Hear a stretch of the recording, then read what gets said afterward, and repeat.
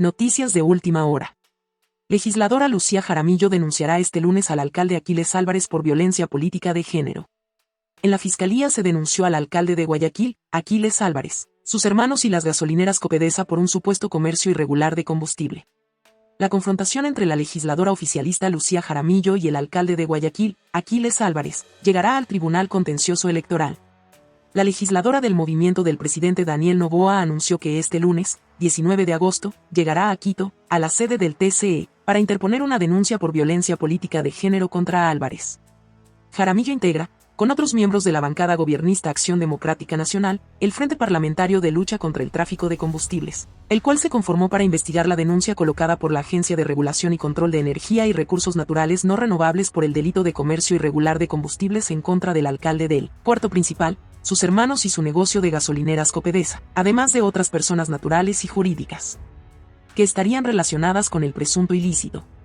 En su momento, mostrando una infografía explicó que supuestamente 4 personas naturales y jurídicas, entre ellas Copedesa, le habrían vendido combustible de forma irregular a la compañía Fuel Corp S.A.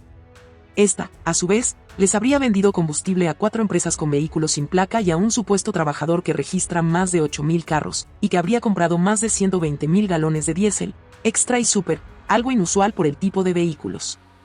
Aunque aclaró que estas investigaciones no tienen dedicatoria, aclaró que el frente que integra tiene como fin la lucha por un Ecuador libre del tráfico ilegal de combustibles, respetando la independencia de las funciones del Estado. Nadie está por encima de la ley, anotó. En réplica a un video con declaraciones de Jaramillo, Álvarez añadió, pobrecita esta niña y toda esa bancada. Fiscalice lo de la barcaza de Carpower mejor. Sigan con esa narrativa para cortina de humo con todas sus porquerías. En Fiscalía nos vemos. Lucía Jaramillo respondió por la misma vía mediante un video en el que dijo que esperaba una respuesta de altura, pero en su lugar recibió insultos denigrantes provenientes de un cavernícola que gobierna Guayaquil. Ya en ese momento de mediados de julio pasado, la asambleísta calificó las expresiones del alcalde como las mañas de la vieja política y anunció que lo denunciaría por violencia política ante el TCE. Seguimos con las noticias. En el caso Albajuez, dictan prisión preventiva para detenidos por aparente emisión irregular de medidas cautelares a supuestos integrantes de la mafia albanesa. Douglas C., secretario de Unidad Judicial del Cantón Valencia, y el abogado Luis S. fueron aprehendidos en Los Ríos, el sábado 17. La Fiscalía informó que se dictó prisión preventiva para Luis S. y Douglas C., detenidos el pasado sábado en el Cantón Valencia, provincia de Los Ríos, por presunta asociación ilícita. Juez acogió los elementos de convicción presentados por Fiscalía y dictó prisión preventiva contra Luis S. y Douglas C. por asociación ilícita, detalló la Fiscalía este domingo, 18 de agosto. El pasado sábado se ejecutaron varios allanamientos, incluyendo dependencias judiciales en el Cantón Valencia, en Los Ríos. Los detenidos habrían otorgado, irregularmente, medidas cautelares a favor de 3 procesados que serían parte de la mafia albanesa.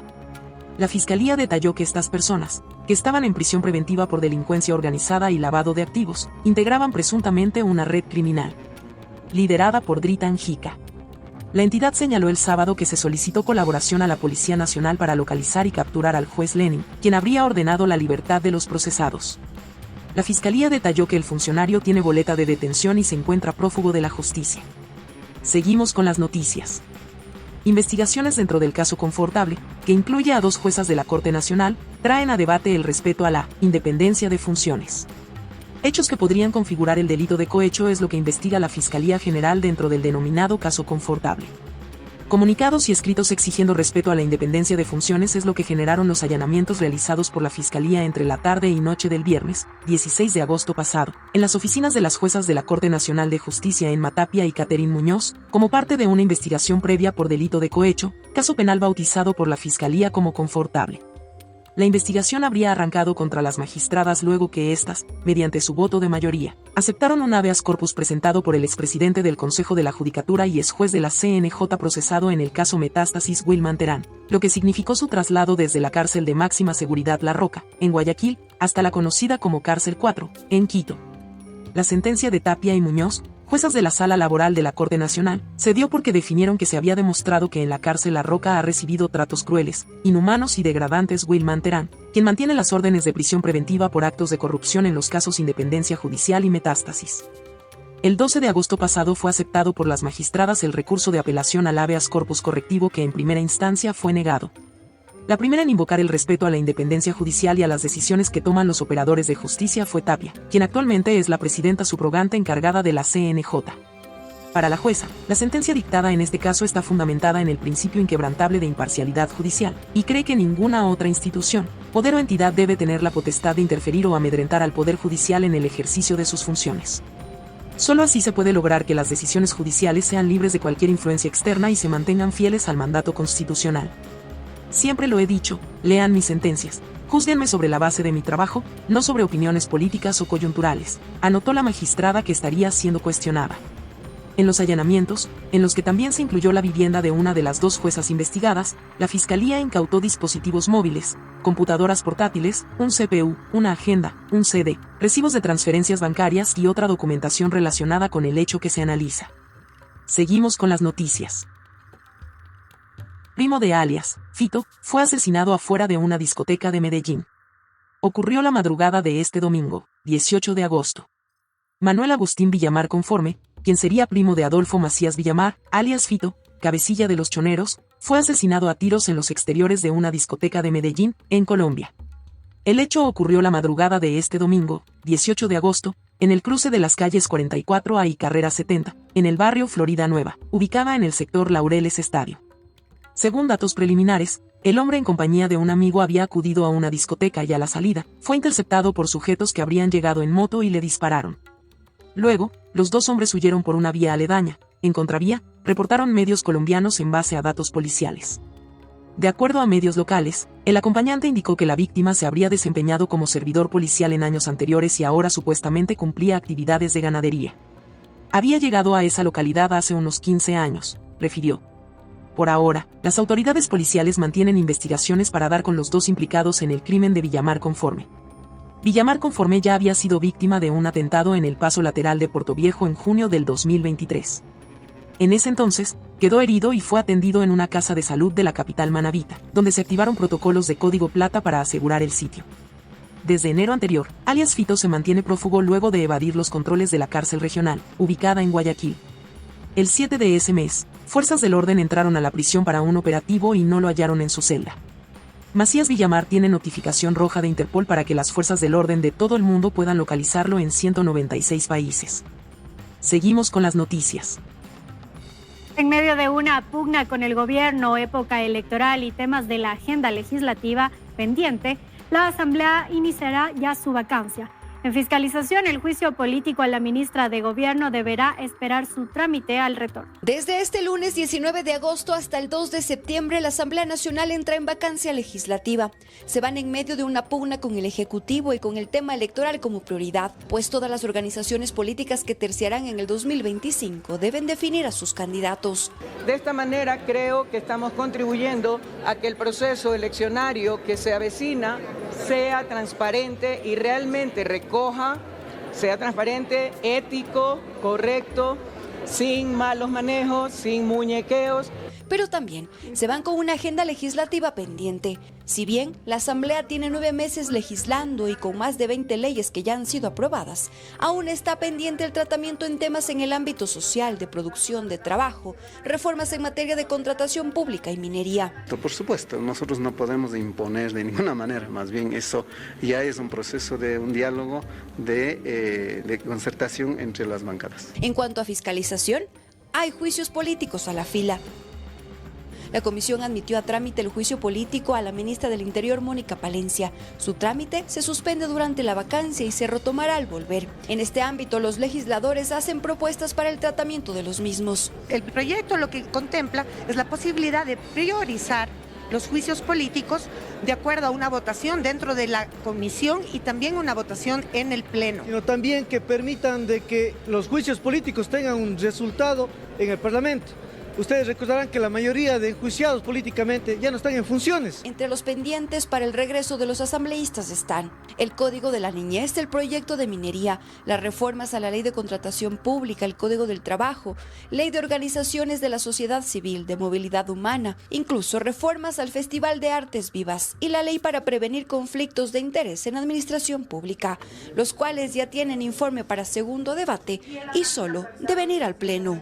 Jan Topic fue el último en confirmar su precandidatura presidencial de la mano de Suma para los comicios de 2025. Sin embargo, hasta finales de agosto se conocerán si surgen alianzas para unificar las candidaturas. Fue pasado de las 6 de la tarde de este sábado 17 de agosto y a través de una sesión de Zoom, que finalmente se confirmó al empresario Jan Topic como el candidato presidencial de Suma junto a María Cristina Calderón Saá Jaramillo. La candidatura de Topic llega tras varias negociaciones, además de la dimisión de Pedro Freile, como se adelantaba en las redes sociales de la principal figura de la plataforma política Transforma. Topic entra nuevamente al tablero electoral tan solo 2 meses después de haber asegurado que no correría por los comicios del 2025. Otro partido político que definió sus candidatos dentro de este proceso de democracia interna fue el movimiento Creando Oportunidades del expresidente Guillermo Lasso, que oficializó al exgobernador Francesco Tabaqui y a la quiteña y exlegisladora Blanca Sacancela como binomio presidencial. Por su parte, Unidad Popular también definió su dupla conformada por Jorge Escala y Pacha Terán, que podrían no llegar a inscribirse por formar parte de la mesa de diálogos de las izquierdas, misma que aún no llega a consensos por presentar un cuello de botella en la participación de la Revolución Ciudadana. Esta es la organización social y popular que crece, que avanza y que de seguro derrotaremos a los enemigos del pueblo en el 2025. En tanto que la agrupación política de Jimmy Jairala, Centro Democrático, presentó a José Serrano y Ana Cristina Bernal como binomio presidencial. Por parte de Avanza se definió a Luis Felipe Tillería y a Carla Rosero como binomio presidenciales. Finalmente, con 30 votos a favor, el general en servicio pasivo Víctor Arauz y Cristina Carrera completaron el binomio presidencial del movimiento Pueblo, Igualdad y Democracia, o mejor conocido como PIT. Con el cierre de esta etapa se abre hasta finales de agosto una nueva fase para definir alianzas. Posterior a esto, el 12 de septiembre será la publicación y convocatoria a elecciones, y desde el 13 de septiembre hasta el 2 de octubre será el periodo de inscripción de candidaturas. Y con 3 votos a favor y una abstención, la noche del sábado, el Pleno del Consejo Nacional Electoral aprobó el límite del gasto de las organizaciones políticas para las elecciones generales del 2025. Los montos se basan en el número de electores que están habilitados. Para realizar actividades como mítines, eventos, material publicitario, camisetas, murales, entre otros que no impliquen pauta en medios de comunicación, el Consejo Nacional Electoral aprobó el límite del gasto de las organizaciones políticas para las elecciones generales del 2025, el mismo que según el artículo 208 del Código de la Democracia va desde la convocatoria a elecciones hasta el inicio de la campaña electoral, el mismo que se establecerá de la siguiente manera. En Ecuador hay exactamente 13.736.314 electores habilitados, por lo que para binomio presidencial se podrá gastar 40 centavos por elector. Es decir, en total solo para esta dignidad se podrán destinar 5.424.525,60. Para candidatos al Parlamento andino 0.010 centavos por elector, es decir, 137.363,14. Para asambleístas nacionales, 30 centavos por elector, es decir, $4.120.894,20. Para asambleístas provinciales, 30 centavos por elector según la jurisdicción, mientras que para asambleístas en el exterior serán 60 centavos por elector, según su circunscripción. Ningún sujeto político que intervenga en el proceso electoral podrá exceder los límites máximos del gasto electoral para las diversas dignidades conforme lo establece el artículo 209 del Código de la Democracia. Además, el Consejo Nacional Electoral aclara que por las características geográficas de las provincias de la región amazónica y Galápagos, el monto máximo se incrementará en un 30%. Más del 2% de la población ecuatoriana usa criptomonedas, pese a que no son una moneda de curso legal ni un medio de pago en el país avalado por el Banco Central. No está permitido usarlas para la compraventa, pero es posible canjearlas. Le contamos a continuación cómo funciona esta divisa digital. Las criptomonedas son un activo digital que manejan un sistema de encriptación complejo para que no puedan ser hackeadas y que sus transacciones sean seguras. Según el Banco Central, no son un medio de pago autorizado en el país, pero la ciudadanía sí hace uso de ellas. Estamos hablando de que en el mundo estamos ya cerca de un 6% de personas que están involucrados en criptomonedas, y en Ecuador yo te hablaría que hay un mercado entre formal e informal, pero sí te podría hablar que más de un 2 o un 3% de la población está empezando a usar criptomonedas. El artículo 98 del Código Orgánico Monetario y Financiero prohíbe la utilización de criptomonedas. Sin embargo, no hay restricciones sobre su tenencia. Quienes las manejan indican que para poder utilizarlas es necesario un broker. Los activos digitales, como las criptomonedas, como el Bitcoin, no está prohibida la compra y venta por internet de activos digitales.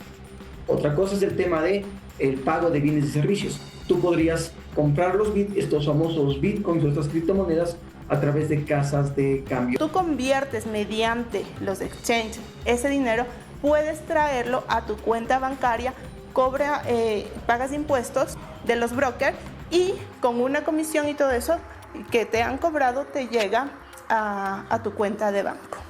Al ser un activo digital, las criptomonedas forman parte del patrimonio de quienes las adquieren. Sí se pueden dar otras formas que son legales, por ejemplo una permuta. Si el día de mañana una persona quiere intercambiar sus criptomonedas por cualquier otro tipo de activo, esto es perfectamente legal. Lo que no se puede hacer es exigir que se reciba las criptomonedas como un medio de pago.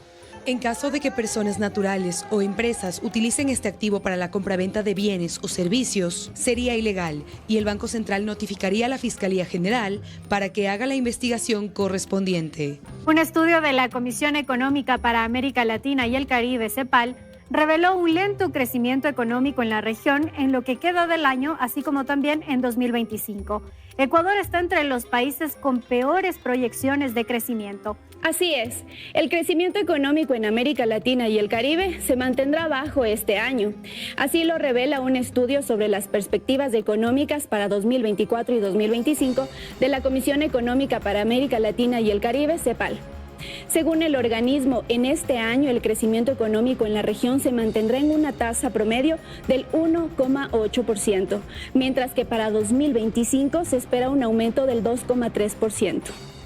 Ecuador, por ejemplo, está entre los países de la región con menos proyección de la tasa de crecimiento del Producto Interno Bruto para este año, con solo 1,8%, y para 2025 con 1,6%.